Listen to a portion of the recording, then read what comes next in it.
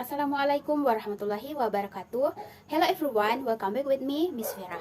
Nah, kali ini kita akan belajar tentang cara pembuatan kalimat, yaitu kalimat positif, negatif, interrogatif, dan negatif interrogatif dalam bahasa Inggris. So, before let's start our lesson by praying together. Praying start.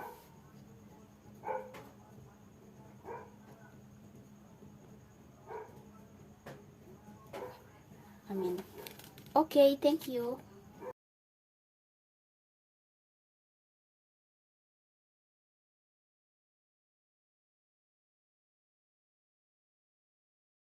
Nah, pertama di sini kita akan fokus dulu ke kedua tenses, yaitu simple present dan simple past tense yang verbal.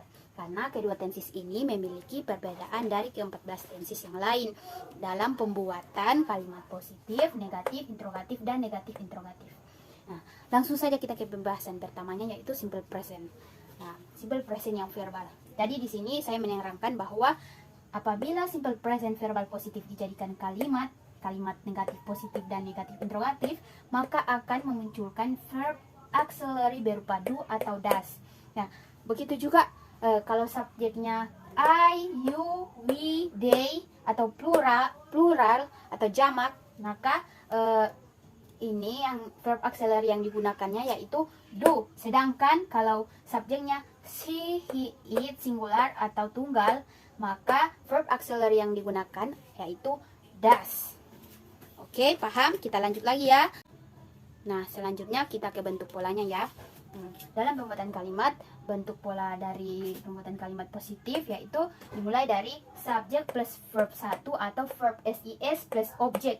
Jangan lupa tanda titik di sini ya.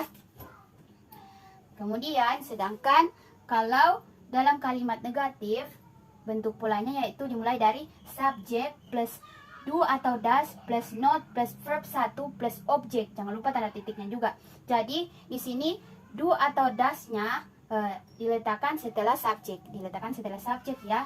Nah, yang harus kita ingat di sini, kalau di sini sudah ada do atau does, kalimat do atau does, maka verbnya harus kembali ke verb 1.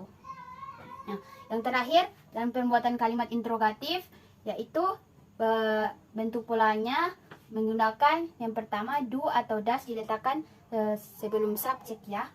Do atau does plus subjek plus verb 1 plus objek. Jangan lupa kalimat tanyanya.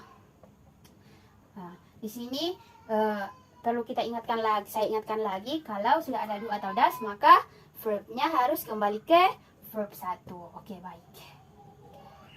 Ya, sekarang kita akan ke contoh ya, lanjut.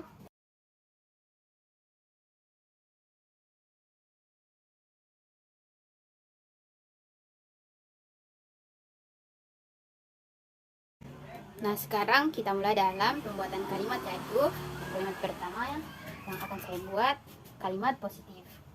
Jadi kalimat positif itu bentuk polanya ini ya. Jadi saya pakai kalimat positif yaitu bentuk polanya subject plus verb 1 atau verb SIS plus objek. Jangan lupa tanda titik di sini. Jadi di sini kalimatnya Dinda speaks English.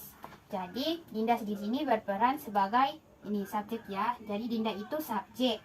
Kalau speaks itu verb SIS ya. Kenapa verb SIS? Karena subjeknya tunggal ya.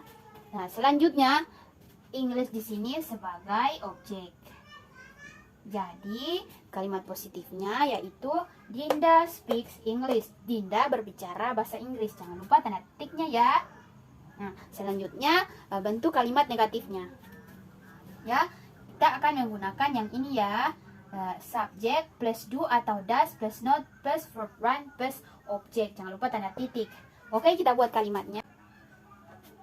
Jadi, inilah bentuk kalimat negatifnya yaitu Dinda does not speak English. Kita pakai does karena subjeknya tunggal. Nah, di sini perlu kita ingat ya, kita pakai verb 1. Jadi yang awalnya speaks jadi speak karena sudah ada does. Oke, selanjutnya kalimat tanyanya ya, yaitu menggunakan pola do atau does plus subject plus verb 1 plus objek. Jangan lupa tanda tanyanya di sini. Jadi di sini kalau kita rubah dalam kalimat interrogatifnya atau kalimat tanyanya, yaitu dia akan menjadi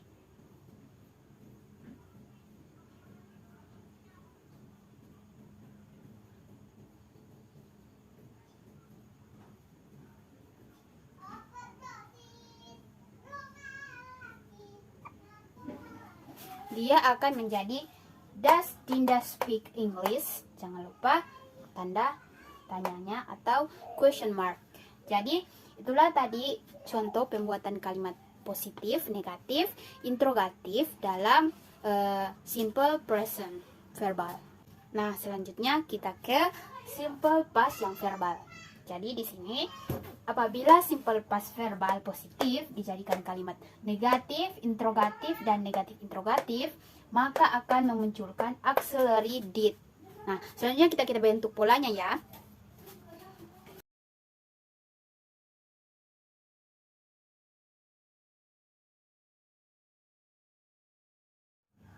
Selanjutnya ini ke bentuk polanya ya. Kalau dalam pembuatan kalimat positif, bentuk polanya yaitu subject plus verb to atau verb 2. Ya, sedangkan kalimat negatifnya menggunakan pola subject plus did plus not plus verb 1. Jadi di sini dia dimunculkan auxiliary did ya di simple past verbal ini. Nah, perlu kita ingat di tadi simple present yang verbal itu kalau does sudah ada das, maka kalau di simple present verbal yang tadi, kalau sudah ada das, maka verbnya kembali ke verb 1. Begitu juga kalau di simple past verbal. Di sini sudah ada auxiliary did, maka verbnya kembali ke verb 1. Oke, baik, jangan lupa tanda titiknya ya. Selanjutnya ini kalimat interrogatif yang terakhir menggunakan pola did plus subject plus verb 1. Karena di sini ada auxiliary did, maka kembali lagi ke verb 1. Jangan lupa kalimat tanyanya ya, question marknya. Oke, kita ke contoh kalimatnya. Jadi di sini bentuk kalimat positifnya yaitu menggunakan pola ini subject plus verb 2. Ini ya, kalimat positifnya menggunakan ini. Jadi di sini kalimatnya he went to the market yesterday. Dia pergi ke pasar kemarin. Jadi di sini he-nya berperan sebagai subjek. Subjek ya. Sedangkan when ini verb 2 dari go. Ya. Adalah verb 2 dari go. Sedangkan to the market ini dia ya, berperan sebagai adverb of place. Ya, adverb of place-nya ya. Sedangkan kalau yesterday, adverb of time.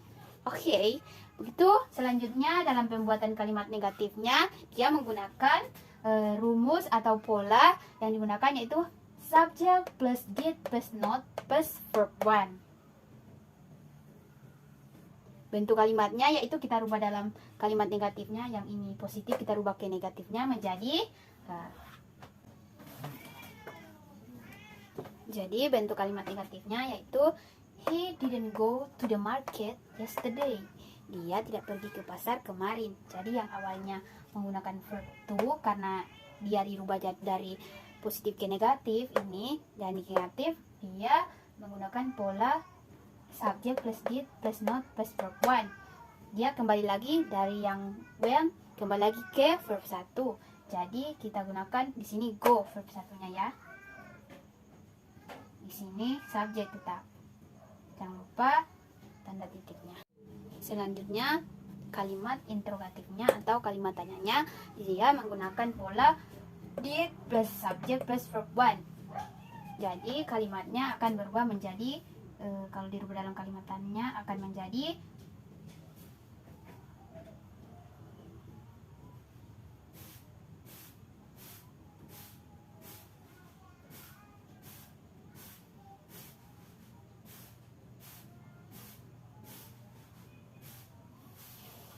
kalimat tanyanya akan menjadi did he go to the market yesterday? Jangan lupa kalimat interrogatifnya. Oke, paham ya? Saya harap kalian paham ya.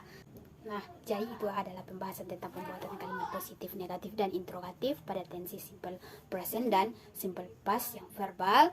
Nah, I think enough, and thank you very much for your attention, and see you next week. Wassalamualaikum warahmatullahi wabarakatuh.